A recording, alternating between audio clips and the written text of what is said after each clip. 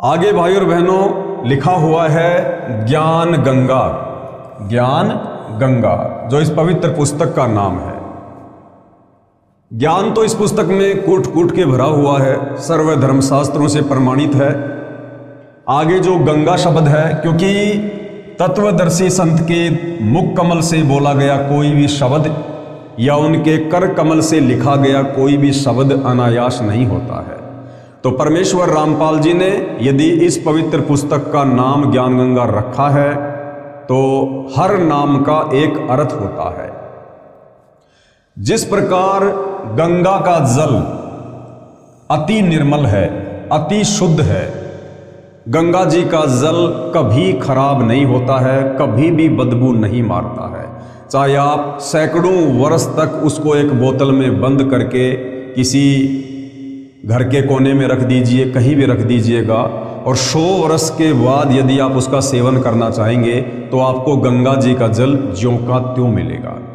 तो जिस प्रकार गंगा जी का जल किसी भी प्रकार से खराब नहीं होता है, शुद्ध ही रहता है, ठीक उसी प्रकार ये जो ज्ञान गंगा पुस्तक परमेश्वर रामपाल जी ने अपने कर कमल से लिखी है, उनके सत्संगों का संग्रह है।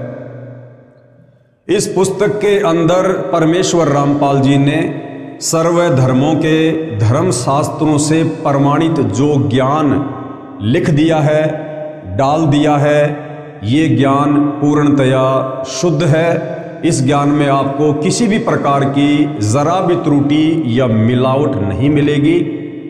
किसी भी धर्म का कोई भी धर्मगुरु सुई की नोक रखने जितना नुकुश इस पवित्र पुस्तक ज्ञान गंगा में नहीं निकाल सकता है। इसलिए इस पवित्र पुस्तक का नाम रखा है ज्ञान गंगा।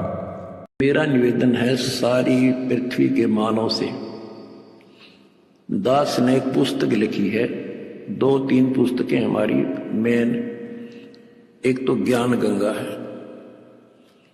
इस ज्ञान गंगा को जो पढ़ लेगा जी लाख है, उसकी 101 पीढ़ी पार हो जाएगी। 101 पीढ़ी।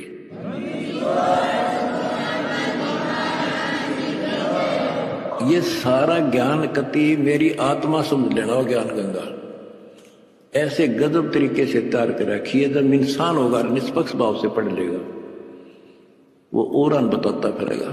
इन देखते तो है नहीं, हाहाकार मचाते हैं, इसमें ये लिख दिया वो लिख दिया। एक भी उस पुस्तक में बगैर शास्त्र प्रमाण मतलब शब्द नहीं बोला। अगर उसमें जो लिखा हुआ गीता से, वेद से, पुराण से, कुरान से, बाइबल से, अगर उसमें गलत है तो फिर वो आपकी पुरानी पुस्तकें खराब हैं। लेकिन पुस्तक गलत नहीं, हमारी बुद्धि खराब है, हम समझ नहीं पाए।